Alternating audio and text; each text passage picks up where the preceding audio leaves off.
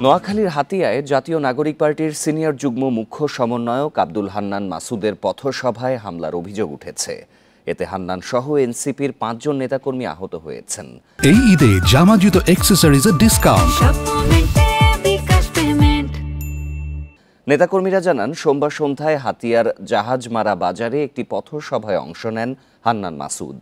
তাদের অভিযোগ, এ সময় স্থানীয় বিএনপি নেতাকর্মীরা মিছিল নিয়ে পথসভায় বাধা দেয় এবং হামলা চালায়। এতে তাদের 5 নেতাকর্মী আহত হন।